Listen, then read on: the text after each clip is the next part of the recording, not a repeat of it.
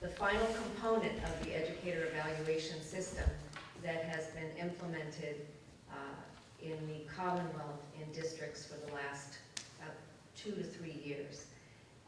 This final component that's tied to district determined measures is known as the student impact rating. It's the final, all educators receive a summative rating when they complete their 2-year cycle of evaluation, and in 2 years, 2 to 3 years, they'll begin to receive an additional rating called the student impact rating. The student impact rating will not affect their summative rating. It will inform what kind of growth plan they will go on for the following cycle of their evaluation. So the district determined measure is a measure of student growth through trends and patterns. So you need at least 2 different measures, 2 different assessments or tests, and you need to collect the data for 2 or more years. Some teachers may decide to have more than 2 measures, but you have to have a minimum of 2 measures. So what we're encouraging teachers to do is to look at their curriculum and have discussions in groups and identify those key learning objectives in their courses, and then to find the assessments that really speak to those key learning objectives and pick the test that best measures that student growth. District determined measures must be comparable, so teachers who teach grade 1 need to have the same 2 measures as part of their district determined measures. So let's say you have six assessments over the course of the year. 2 of them must be the same as your colleagues in that same grade in order to count as the comparable district determined measure. If you have 2 teachers that teach Algebra 1, they have to decide on 2 of their measures as being the same. And then, of course, in our situation, if you have 2 teachers teaching Algebra 1, they're going to have the same common assessments anyway. So it's not reinventing the wheel, it's just identifying 2 measures that you feel really demonstrate, give you feedback on whether or not students are growing in your content area. If you're an educator that teaches a course that falls under the MCAS or PARC assessments, that must be one of the 2 measures. And as I said, we will begin to collect evidence or data rather starting this year. So this graphic sums up the 4 key points in the student impact rating. All teachers will get a rating of either low, moderate, or high on their student impact rating. As I said, we use multiple measures so that you're looking at patterns. We look at patterns over time, so we want the measures to, we want to implement the tests more than at least 2 years or more. The focus is on student growth. So we're looking at taking students from one point in our course or year and moving them to another point, and depending on what that movement is, we determine whether we say it's low, moderate, or high. In some situations, a moderate growth would be at grade level, so a low growth would be below grade level, and a high growth would be above grade level on that assessment. The process really begins to build that capacity among teacher groups to be able to look at assessment and talk about data in a professional learning community, which we've embedded into our schedule for this year, and get teachers to really look at student work and talk about what the data are telling them. And it engages educators in several ways, obviously, but one key way is that not only are educators responsible for identifying and in some cases developing the evaluation or the assessment, but also if after 1 year of data, the educators decide that they're not really getting the information they want on that student learning and growth, you can change it. So it's not intended to be a measure that is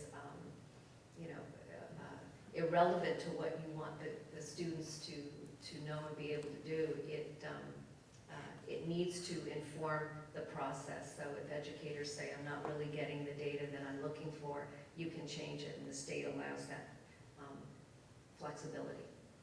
So this is the evaluation cycle that we've been on, again, this was implemented a few years ago statewide. All educators participate in a self-assessment at the beginning of the year.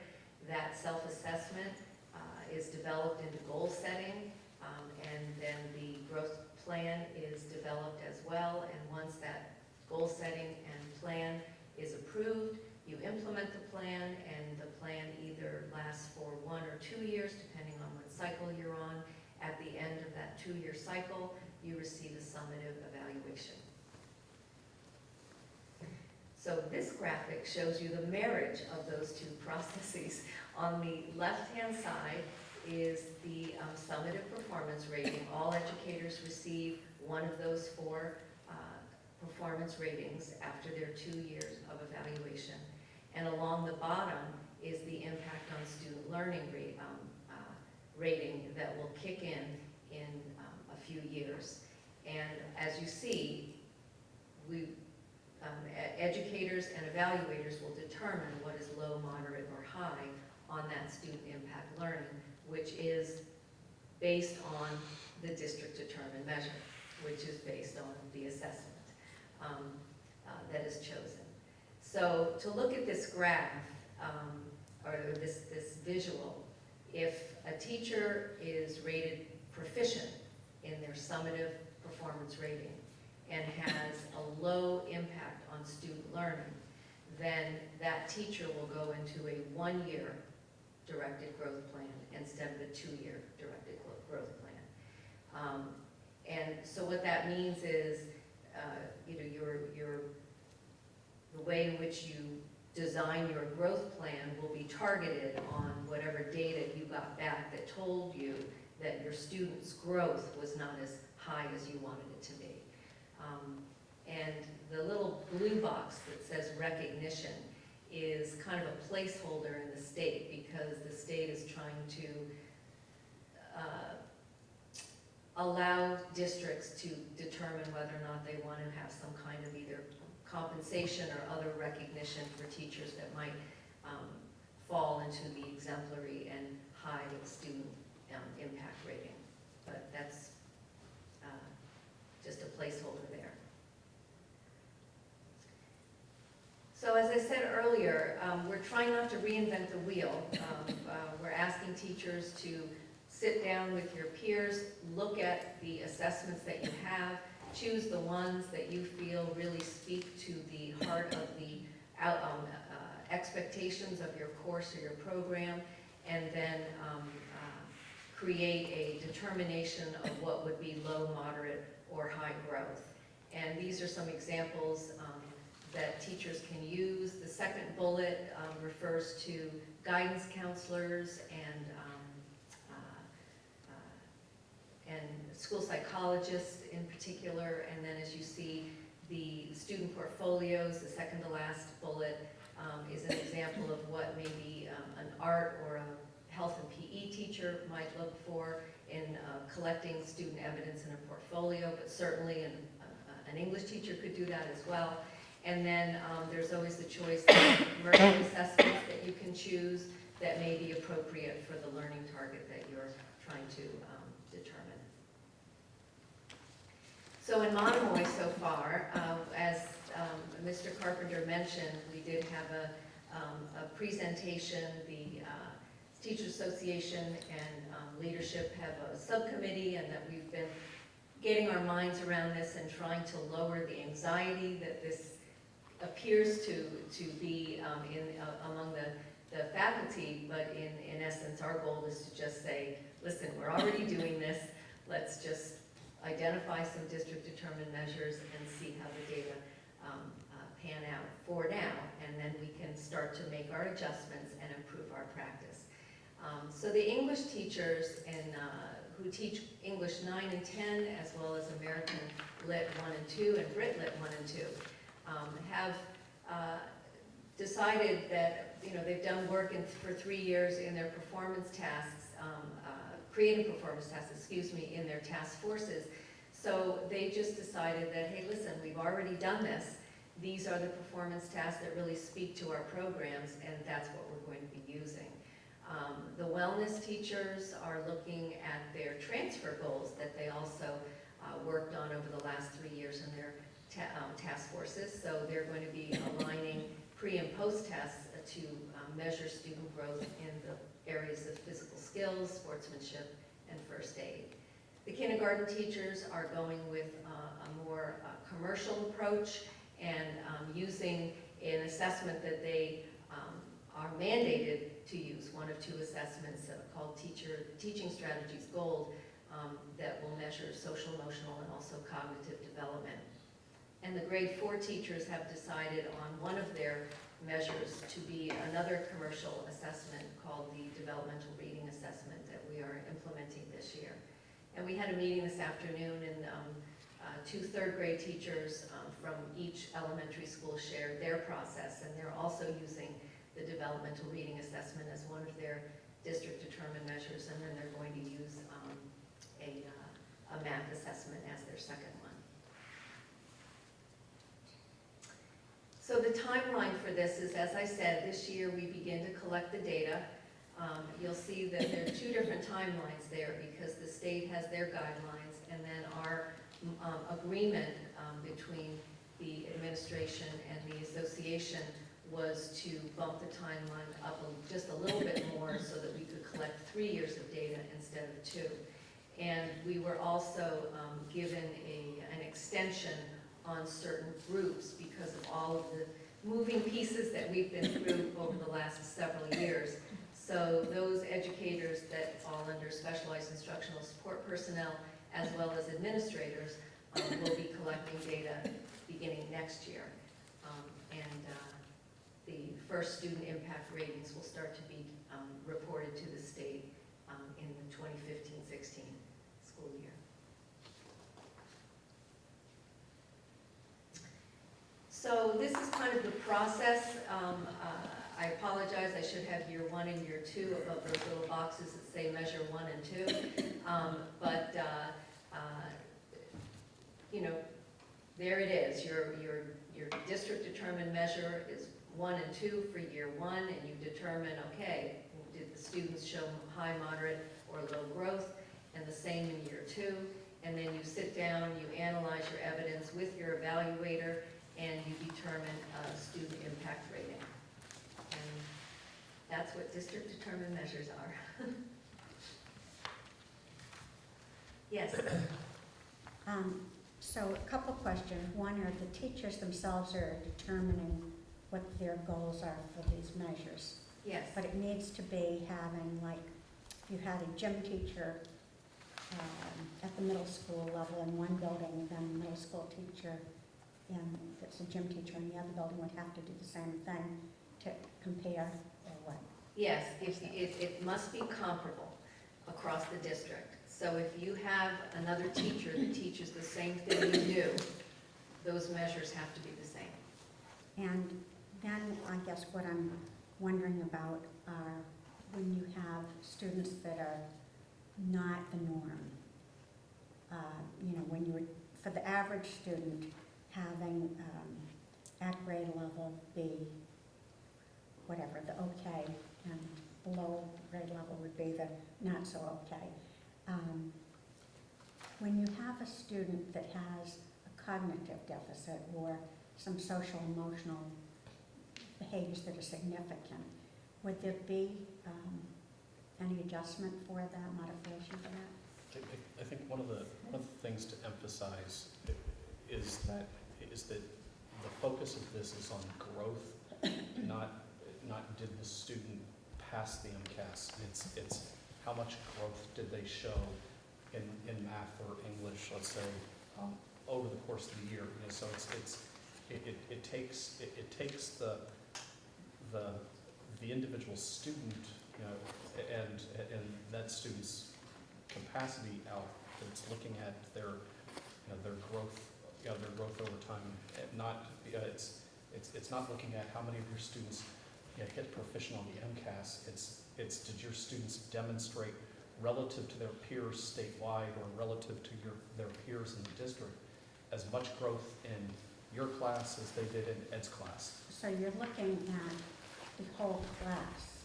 So a gym teacher, for instance, would be showing that his class, at the pretest, whatever that would be, would show for the class, not the individual particularly, growth by the end of the year. Is that correct? So you look at each individual's growth, but you come up with a composite growth Okay, for so that class. each one would have their pre and post test, each of the students. Yeah. It's gonna be a lot of work. Yes, and remember, it's at least 2 years, so it's a large group of students that you're looking at your overall impact. So how, well, that I'm not sure how that would be done. I understand a teacher, unless you're, maybe a unified arts teacher would have them for multiple years, but a first grade teacher would have the student for 1 year. So if you're measuring, are you measuring their this year's and their next year's first grade class, or the first grade class and when they're second grade class? You would measure each cohort coming through, and how far did they move their kids this year, Okay. how far did they move their students next year? Okay. And I think Carla, a little later on, will present some MCAS data, and some of the last slides in that presentation deal with growth, and we list where Monomoy's growth is relative to the state, relative to our peers. And I was sharing with a meeting that we had earlier today, with some of our department heads and instructional leaders, that when Carla and I were looking at how the growth looked, and we looked at every school district, every grade level, every subject, and you see these moments that there's some cohorts in some schools that have some tremendous growth, and that's where you want to start to ask, what's going on? Is there a better practice, a better way to do things? And it's identifying where those strengths are, and trying to look at best practice and adopt things, adopt best practice. Thank you. Brian? You were talking about the fact, early on in the presentation, you were talking about the fact that if you have 2 fifth grade math teachers, they have to use 2 measures, 2 of the same measures, right? But you also said, did you also say that an individual teacher can choose to have more than those 2 measures, correct? Is that what you said? Correct. So a teacher, in other words, I don't know, all 8 fifth grade math teachers will have the same 2 measures in common, but then and the individual teacher could also choose to have additional measures. Yes, yes. I guess that, at first I didn't think that makes sense, because you're not comparing the teachers amongst themselves if they get to choose their own, measures. But I guess, if I understand it, the point is, the ultimate goal of this is to, partially to evaluate the teachers, but also partially to help the teachers evaluate themselves, or be part of the evaluation process themselves, right? So, Yes. so it doesn't matter as much if an individual teacher is using an additional measure besides the 2 the other math teachers are using. Yes, because remember, the impact rating will inform what that individual teacher will set as goals for the following year, in many, in some cases. So it must be comparable, so you don't have a teacher picking something that's below grade level. Do you understand? But the minimum is 2, and those 2 must be the same. So what's the oversight process to ensure that a teacher isn't choosing some measures which particularly favor her or him? Well, there is a process. Once the district-determined measures are determined, then there is a process that teachers and their evaluators can go through to make sure that there's enough rigor in those assessments and that they're appropriate. And that's going to be the next kind of round of of this process is once we can identify them, then we want to make sure that our criteria is appropriate and is at grade level, and so that we can get, the true spirit of it is to make sure that we're getting a really good read on what our programs are doing, and that students are getting, are achieving the growth that we want them to achieve. And if we're not getting that information, then we have to go back and get some more professional development, do some curriculum work, and so on. So there are resources from the state that help you to filter those assessments to make sure that there is rigor involved, and so we'll be taking advantage of that. The state is, I will have to say that, they are producing, and I think a lot of this is kind of the response to the districts kind of going rawr about this whole thing, is that they are producing some pretty good implementation materials that will help us along the way. So, Sharon? follow up to what Brian just said, sort of. So I'm understanding that these two growth measures will be comparable, and that they'll be academic geared to whatever the person's teaching. But I'm wondering, would it be, when you were talking about on the examples of the measures, you mentioned that social, emotional behavior, skill development was more for the guidance counselor or the school psychologist. I'm wondering, I personally have a concern that not our school, but all schools, there's some missing piece on this area, that the kids are not as socially, emotionally, behaviorally up to what I'd like to see them. And would the teacher be able to choose that as a third measure if they wanted to do something else?